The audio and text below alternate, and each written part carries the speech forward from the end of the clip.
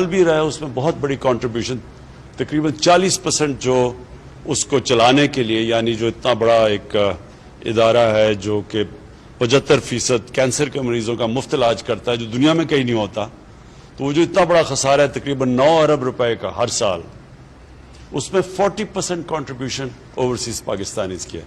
تو میں overseas Pakistanis کی اہمیت سب سے بہتر جانتا ہوں، کیونکہ میرا انٹریکشن بڑا دیر سے اوورسیز پاکستانیوں سے، اس سے پہلے بھی کرکٹ سے تھا.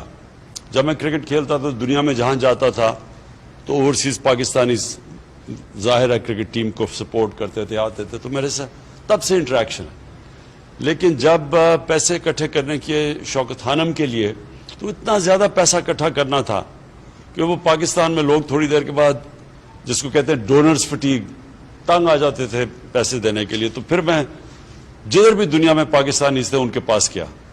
تو میں ساری پاکستانی کمیونٹیز کو جانتا ہوں جو کہ پاکستان سے باہر رہتی ہے.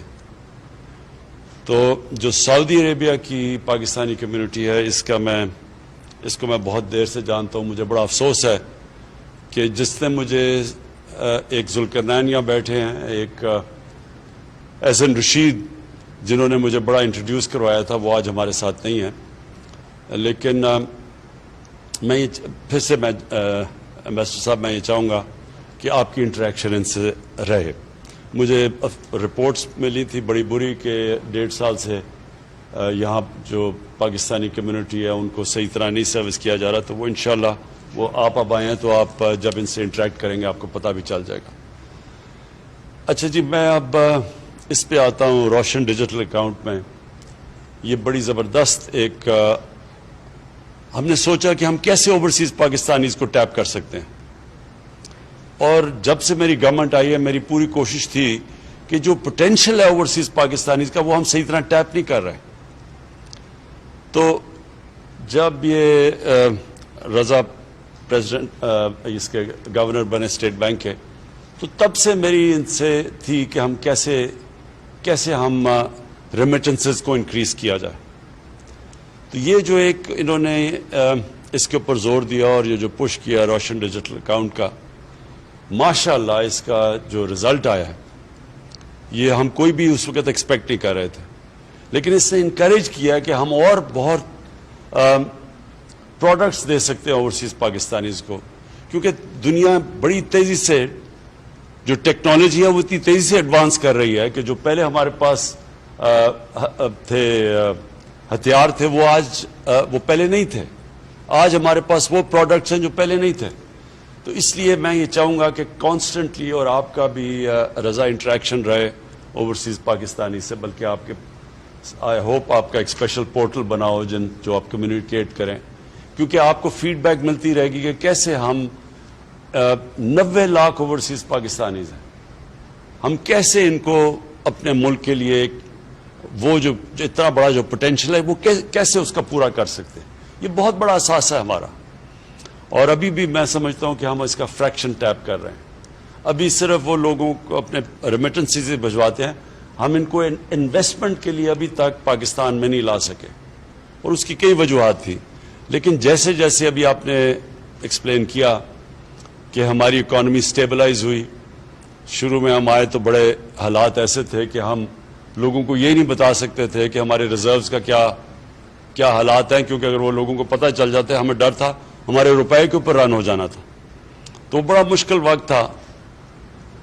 اس میں آج کیونکہ میں سعودی عربیہ میں ہوں، میں خاص طور پہ سعودی عربیہ کی گورنمنٹ شیخ محمد کا ان کا خاص طور پہ شکریہ ادا کرنا چاہتا ہوں کہ بڑے مشکل وقت پہ انہوں نے ہمیں سپورٹ کیا. ہمارے ریزروز میں انہوں نے اگر اس وقت نہ سپورٹ کرتے اور انہوں نے ہمیں فیسلٹی بھی دی، اس کی ڈیفرڈ پیمنٹ آئل کی ڈیفرڈ پیمنٹس کی فیسلٹی بھی دی، تو وہ انہوں نے بڑے کرٹیکل ٹائم پہ انہوں نے بھی مدد کی، اور پھر یو اے ای نے انہوں نے بھی مدد کی. اور وہ کرٹیکل ٹائم پہ اگر ہمارے پاس پیسے یہ ریزروز میں نہ ہماری مدد کرتے تو ہم ڈیفالٹ کر گئے تھے، اور ڈیفالٹ کرتے تو پھر اس کے بڑے سیویئر کانسیکوینسز ہیں. ایک ملک ڈیفالٹ کر جائے بڑی دیر لگتی ہے اس کو ریکور کرنے میں. تو اللہ کا کرم ہے کہ ہم نے وہ سٹیبلائز کی اکانومی، اور پھر کووڈ کے باوجود کیونکہ آج آپ دنیا کے اندر دیکھیں جو کووڈ نے اکانومیز کو ڈسٹروائے کیا ہے، جو ہم تو پہلے بڑی فریجائل سٹیٹ میں تھے، لیکن وہ اکانومیز جو دنیا کی طاقتور اکانومیز ہیں، اگر آج دیکھیں تو کووڈ نے کس طرح کی ڈیوسٹیشن، کس طرح کی تباہی مچائی ان اکانومیز میں. ہمارے ساتھ دیکھ لیں ہندوستان کو، جو ہندوستان کے حالات ہیں، جو ابھی تو خیر بڑا افسوس سے ہمیں کہنا پڑتا ہے کہ بڑی تیزی سے ان کے جو تھرڈ پیک ہے ہماری بھی ملک میں جا رہی ہے اوپر، لیکن جو ہندوستان میں تباہی مچا رہی ہے، اس سے پہلے بھی جو انہوں نے لاک ڈاؤن کیا تھا اس کی وجہ سے جو اکانومی کو نقصان تھا، وہ اللہ کا شکر ہے کہ ہم نے پاکستان کو بچا لیا اس سے. ہمارا وہ چند ملکوں میں سے ہے ہمارا ملک جو کووڈ کے اندر ہم نے بڑی مشکلوں سے نیویگیٹ کیا. ایک طرف بچانا تھا اپنے لوگوں کو کرونا سے، لیکن دوسری طرف اکانومی کو اور لائیولی ہوڈس کو بھی بچا گئے. اور اس سے ہم وہ ملک ہیں جس نے اپنے ملک کو نکال لیا. اور جبکہ اور ہمارے نیبرز کی ایکسپورٹس گر رہی تھیں، پاکستان کی ایکسپورٹس بڑھنی شروع ہو گئی اور ہماری اکانومی اوپر جانا شروع ہو گئی. تو آج بڑے جو سائنز ہیں ہماری اکانومی کے، وہ بڑے خوشائن ہیں. ہماری پاکستان کی کنسٹرکشن انڈسٹری بڑی تیزی سے اوپر جا رہی ہے اور اس میں سب سے زیادہ نوکریاں کنسٹرکشن میں دیتی ہیں. ہمارا جو ہاؤسنگ ہے، لو کاسٹ ہاؤسنگ، وہ ہمارا بہت بڑا پروگرام ہے.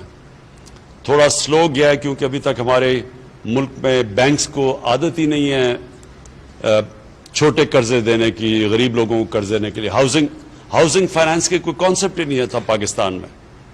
تو یہ ساری چیزیں اب آہستہ آہستہ ہم انفولڈ کر رہے ہیں.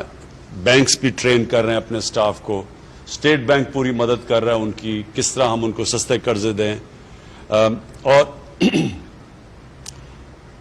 لوگ بھی سمجھ گئے ہیں، پہلی دفعہ پاکستان کے لوگ بھی سمجھ گئے ہیں کہ بجائے قرض ایک کرایہ دینے کے، وہی کرائے کی جگہ قرضوں کی قسطیں دے کے اپنا گھر ان کا ہو سکتا ہے. تو یہ ساری نئی چیزیں ہیں. آگے میں ویسے ہوئی آپٹمسٹ، لیکن جو مجھے اب نظر آ رہا ہے، اتنے مشکل وقت سے جو ہم نکلے ہیں، مجھے آگے بڑا اچھا ٹائم نظر آ رہا ہے. اور اس کے اندر جو اب آگے جو پاکستان کی جو پراسپیرٹی ہے، جو خوشحالی ہے، اس میں اوورسیز پاکستانیز کا بہت بڑا رول دیکھ رہا ہوں.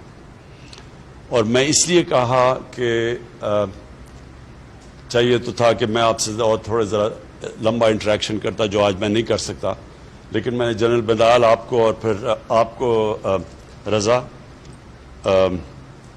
اپنے ویب سائٹ کے ذریعے، انٹریکٹیو ویب سائٹ کے ذریعے آپ پلیز، آپ کو زبردست فیڈ بیک آئے گی.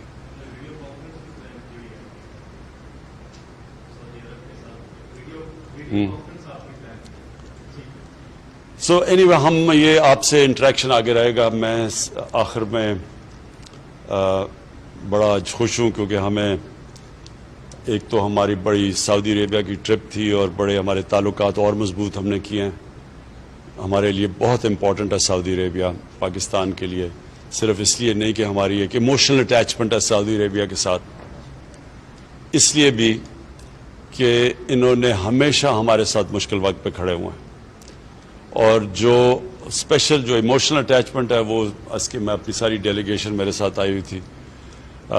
ان سب کو ہمیں جو روزہ رسول میں موقع ملا جانے کا اور پھر آج خانہ کعبہ میں، کعبہ کے اندر جانے کا، تو آج ہم تو سمجھ رہے ہیں کہ ہمارے لیے ہماری بیٹریز بھی ریچارج ہو گئی. اور انشاءاللہ جو سٹرگل ہے ایک نئے پاکستان کے لیے، رول آف لاء کے لیے، ایک نئی سوچ کے لیے جو سٹرگل چل رہی ہے پاکستان میں، یہ میں آپ سب کو بتا دوں کہ بڑا ڈیسائسو مومنٹ ہے پاکستان میں.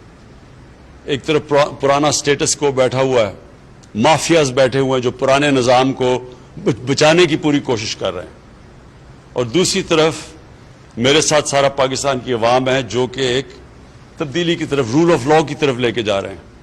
یہ اصل میں سٹرگل ہے رول آف لاء کی. اور یہ اوورسیز پاکستانیز کو خاص طور پہ پتہ ہے، اور جو بھی امریکہ میں، یورپ میں جو ہمارے اوورسیز پاکستانیز ہیں. دیکھیں فرق صرف معاشروں میں یہ ہے کہ معاشرہ صرف وہ آگے جاتا ہے جدھر قانون کی بالادستی، یعنی کہ قانون کی حکمرانی ہو. جس معاشرے میں طاقت کی حکمرانی ہوتی ہے وہ کبھی آج تک ترقی نہیں کیا. ایک طرف ہے انسانیت کا نظام اور انصاف کا نظام، اور دوسری طرف ہے جنگل کا نظام. طاقت کی بالادستی، مائٹ از رائٹ، وہ کبھی بھی اس ملک کے اندر پراسپیرٹی نہیں آتی. میں نے اپنی پارٹی کا نام ہی تحریک انصاف اس لیے رکھا تھا کہ میں جو ساری دنیا میں پھرا تو جو ملک خوشحال تھے وہاں انصاف تھا، وہاں قانون کی حکمرانی تھی، اور جو ملک پیچھے رہ گئے، جن کو بنانا ریپبلک کہتے ہیں، وسائل ہونے کے باوجود وہاں مائٹ از رائٹ تھا، طاقت کی حکمرانی. اور یہ ہے سٹرگل اس وقت پاکستان کی. یہ بڑی ڈیسائسو مومنٹ ہے، اور کیونکہ اوورسیز پاکستانیز میری سب سے بڑی سٹرینگتھ رہے ہمیشہ، تو وہ یہ سمجھتے ہیں، کیونکہ ان کو زیادہ سمجھ اس لیے کہ ان کو باہر جانا پڑتا ہے نوکریاں لینے کے لیے. اپنے ملک سے بڑا مشکل ہوتا ہے باہر جانا، کیونکہ ملک میں ہم ان کو وہ موقع نہیں دے سکتے. تو وہ زیادہ تر پاکستان کو انتظار کر رہے ہوتے ہیں کہ کس طرح ان کا ملک ٹھیک ہو. وہ چاہتے ہیں کہ ہمارا ملک بھی باقی ملکوں کی طرح اوپر ایک عظیم ملک بنے، جو آج سے 40-50 سال پہلے جا رہا تھا تیزی سے اوپر بننا. تو میں صرف آپ کے لیے یہ آخر میں یہ کہنا چاہتا ہوں کہ یہ ہے پاکستان کے ڈیفائننگ مومنٹس. ایک طرف ہے پرانا سٹیٹس کو، مافیاز جو ایک کرپٹ نظام سے سارے فائدہ اٹھا رہے ہیں اور سب اکٹھے ہیں.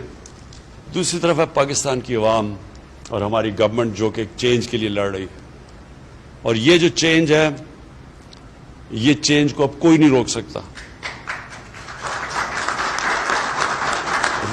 روک اس لیے نہیں سکتا کہ جو ملک کے اندر اس وقت اویئرنیس ہے، جو ایشوز سمجھ گئی ہے قوم، یہ کبھی پہلے ایسی سمجھ نہیں تھی. اور یہ اس کی بہت بڑی وجہ سوشل میڈیا.